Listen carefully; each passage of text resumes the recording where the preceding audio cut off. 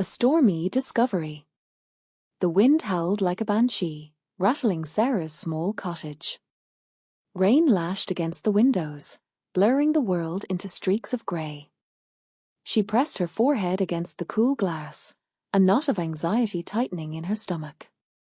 The storm had been raging for hours, and the creek behind her property was surely overflowing by now. She hoped the old willow near the bank would hold.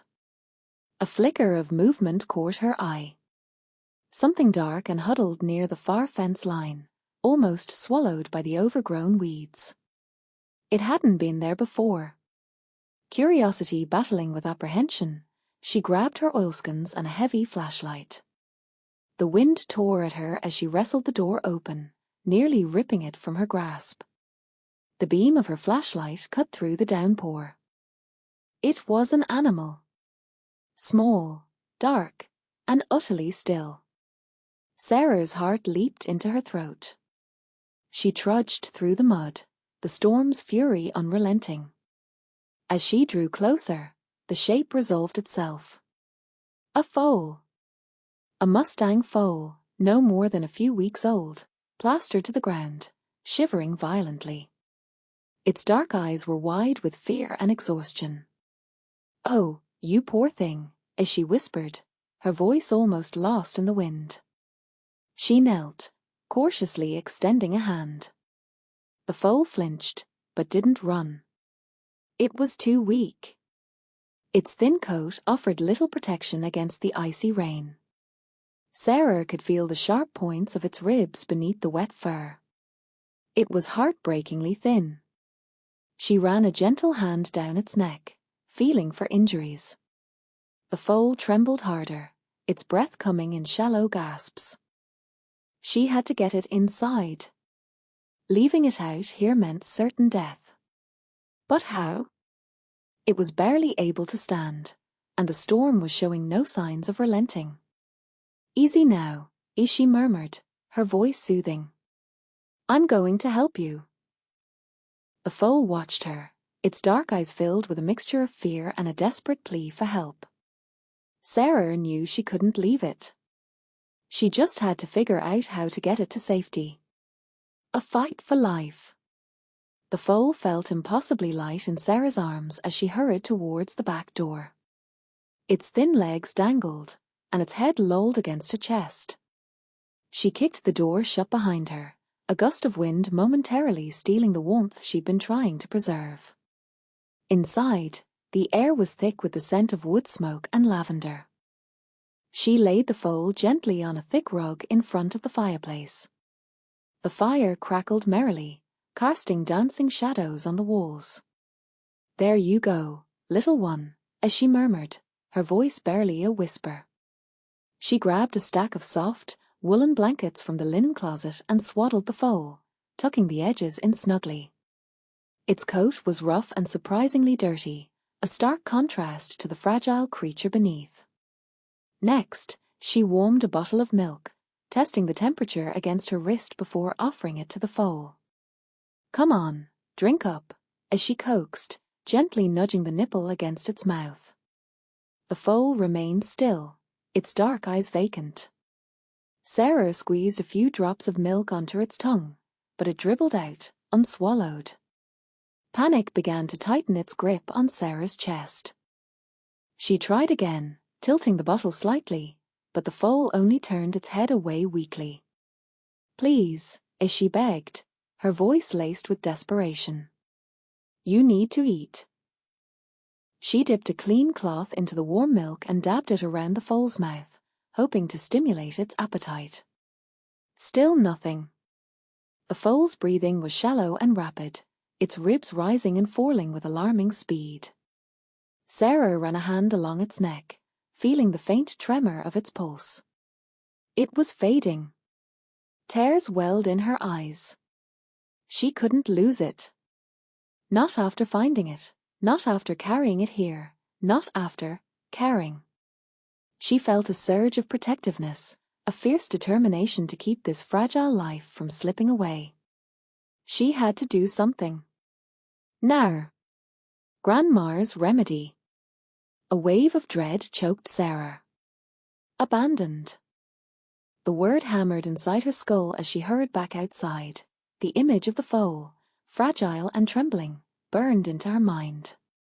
She yanked open her laptop, fingers fumbling as she typed a newborn foal care into the search engine.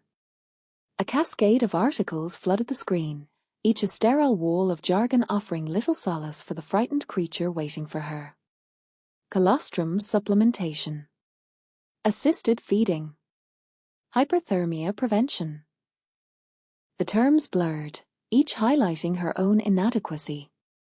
Helplessness, an old and unwelcome companion, resurfaced, the same dwarfing feeling she'd known as a child confronting problems too vast to grasp.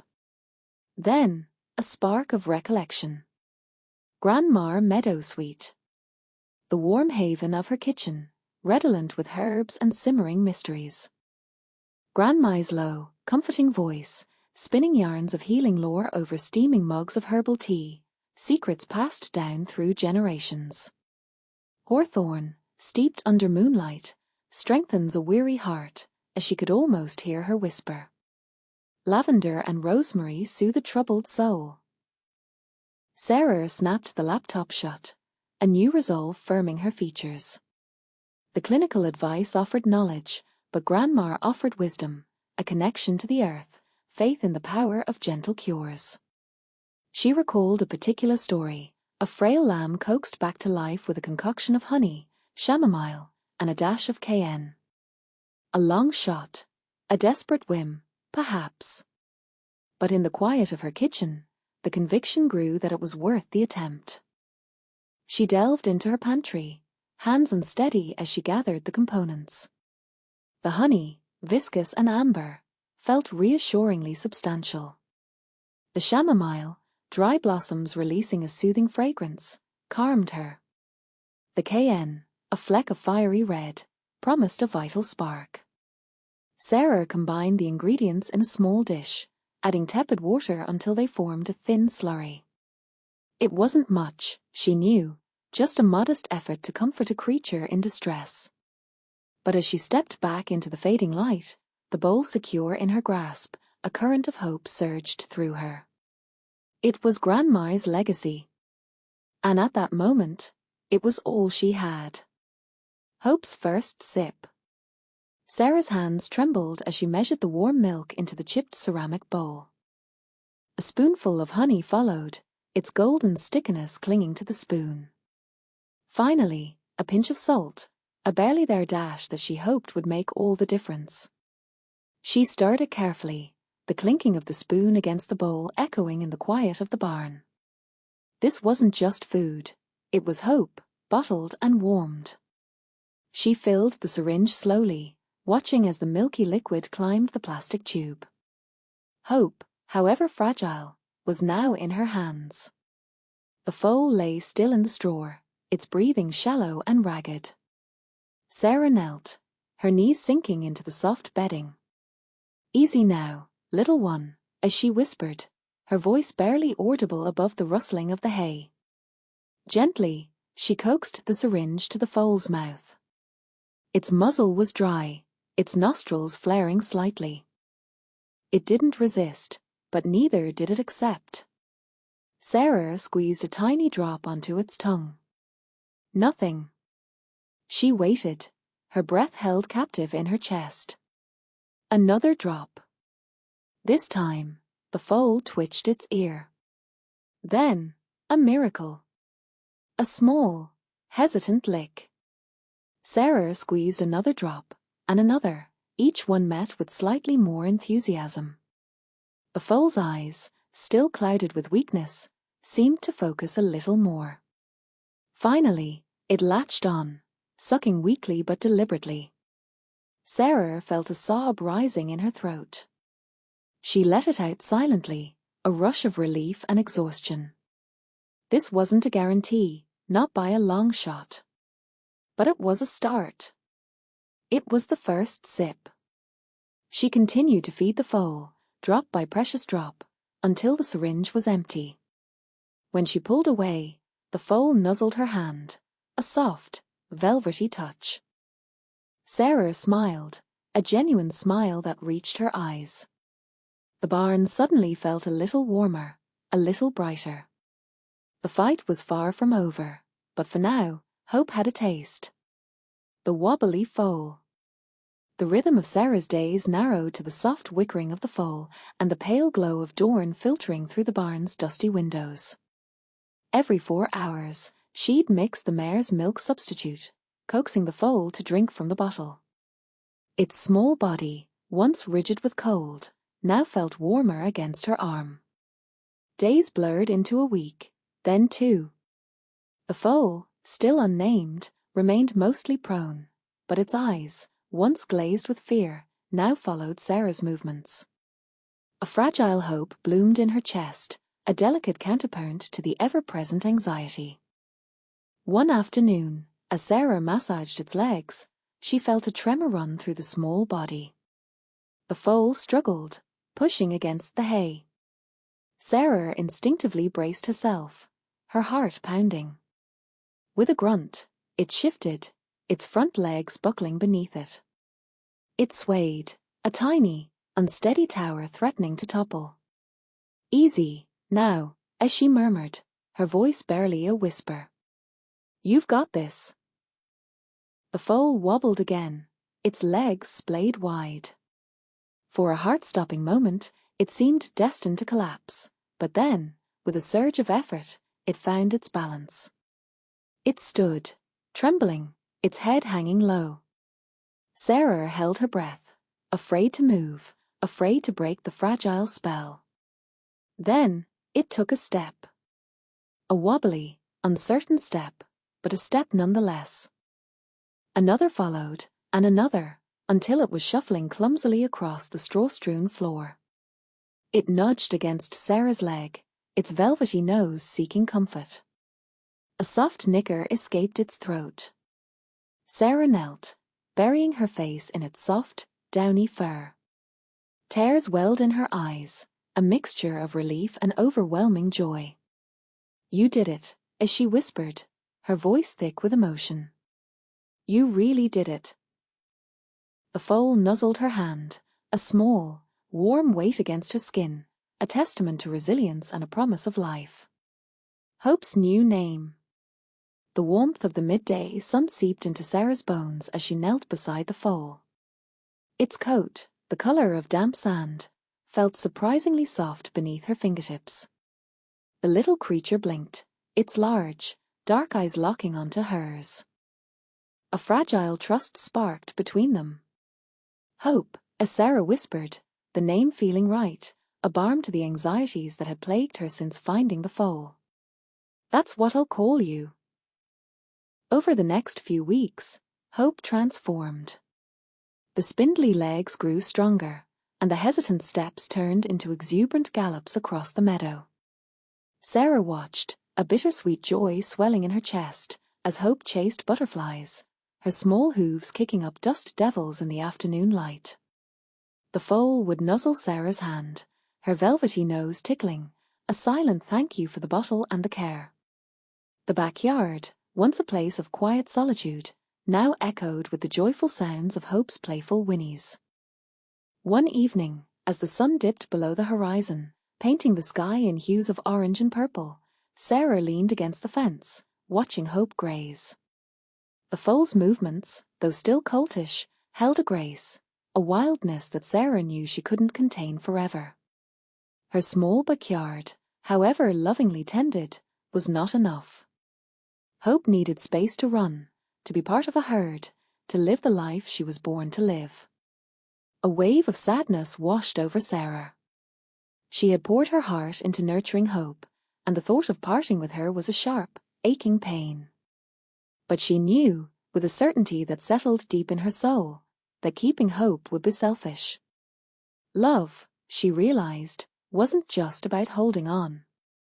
Sometimes, it was about letting go. The knowledge was a cold stone in her stomach, but Sarah straightened her shoulders. She would find a way, somehow, to give Hope the future she deserved. A sanctuary for Hope. The glow of the laptop screen illuminated Sarah's worried face. Hours she'd spent, scrolling through websites, her fingers dancing across the keyboard in a desperate search. Mustang Sanctuary, as she muttered, adding a rehabilitation, and then a foal, and finally, accepting new intakes to the search bar. Each result led to another dead end, full capacity, wrong region, or heartbreakingly, closed due to lack of funding. Finally, a name surfaced that felt different, Hemlock's Haven. The website was sparse, almost rudimentary, but the accompanying images, wild mustangs galloping across vast, sun-drenched plains, resonated with a deep, primal hope. She found a number and, steeling herself, dialed. A gruff voice answered. Hemlock. Not hello, not Hemlock's Haven, just Hemlock. Sarah swallowed. Mr. Hemlock? My name is Sarah Meadowsweet. I have a Mustang Foal. She needs a sanctuary. A long silence stretched, punctuated only by what sounded like wind whistling through a canyon. We're not a petting zoo, girl. We rehabilitate, we release. We don't take in strays. She was abandoned, as Sarah pleaded, her voice tight. I found her, nearly lifeless. I've nursed her back to health, but she needs a herd. A place to be wild. She described Hope's progress, the tentative steps, the growing strength, the spark of Mustang spirit she saw flickering in the foal's eyes. Hemlock remained unmoved. Can't just drop a domestic-raised foal into a wild herd. It's a death sentence. Sarah's heart sank. She thought of Hope, nuzzling her hand, the soft velvet of her muzzle. I understand. But I've seen how she watches the birds fly, how she strains towards the horizon. She's not meant to be contained. Another silence, this one shorter. Bring her by. I'll take a look. But no promises. And don't expect any hand-holding. This ain't a holiday resort. Relief washed over Sarah, so potent it almost buckled her knees. Thank you, Mr. Hemlock. Thank you. She hung up, a sliver of hope blooming in her chest, as fragile yet persistent as a wildflower pushing through cracked earth. Saying goodbye. The truck rumbled up the long drive, spitting gravel. Sarah's heart hammered against her ribs. Old Man Hemlock. He was here. He climbed out, his face a roadmap of wrinkles etched by sun and wind. He didn't smile, didn't offer any pleasantries. Just nodded once, a curt acknowledgement. Ready? Sarah swallowed, her throat suddenly dry. Hope, sensing her unease, nuzzled her hand. The foal's coat was sleek and healthy now, a far cry from the matted fur she'd found weeks ago. As ready as I'll ever be. Hemlock's gaze softened imperceptibly as he looked at Hope, a flicker of something akin to approval in his eyes.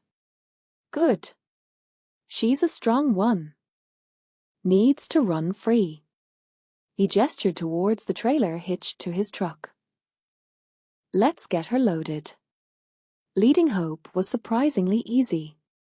The foal, usually skittish, seemed to sense this was different, important.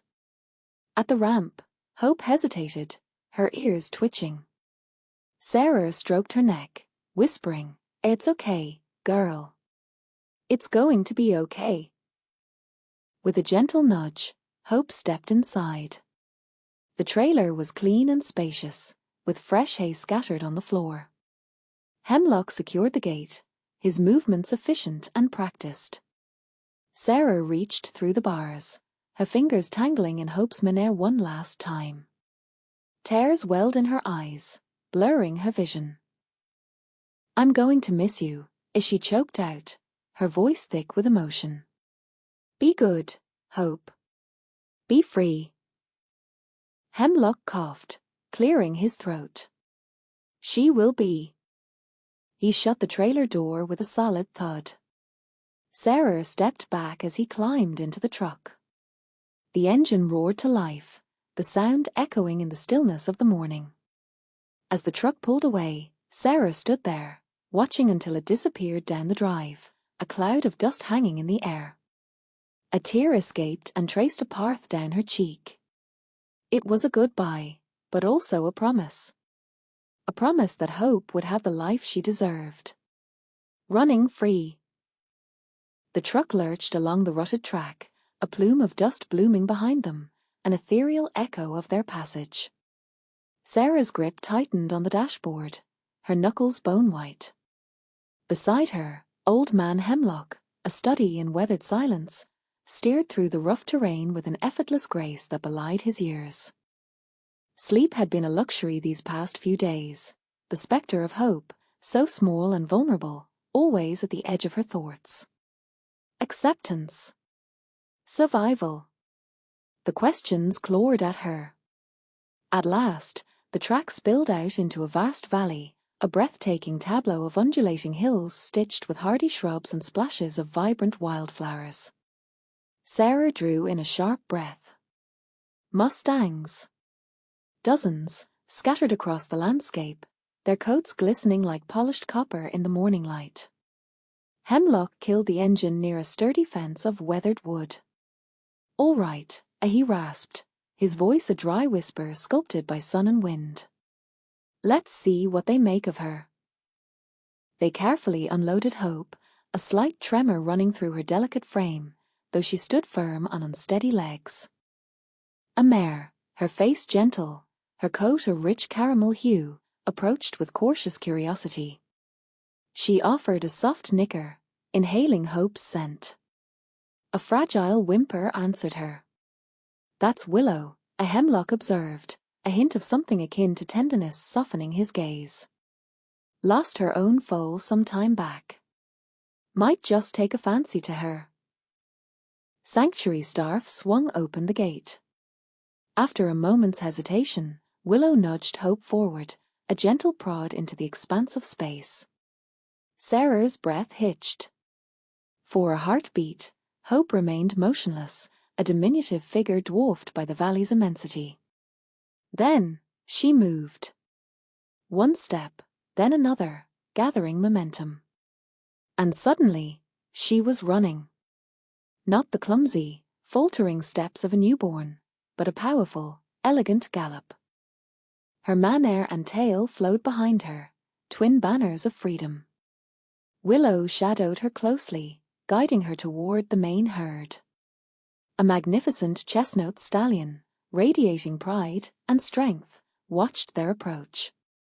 He stamped a challenge, a guttural snort erupting from his chest, but Willow stood her ground, offering a reassuring nuzzle. He yielded, lowering his head in acceptance. Sarah's vision blurred with tears as Hope melted into the herd, her small form swallowed up by the mass of adults. She caught glimpses of her, kicking up her heels, joining a playful group of younger horses. Home. Freedom. The relief that flooded through Sarah was so intense, it threatened to buckle her legs. Hope wasn't merely surviving, she was flourishing. She had found a family, a life. Hemlock's hand, heavy and unexpected, landed on her shoulder. "Good horse," he stated, his tone gruff, yet devoid of unkindness. "She'll be just fine." Sarah's smile bloomed, a genuine expression that lit her eyes. "Yes," as she breathed, her gaze fixed on Hope as she ran with abandon. "She will."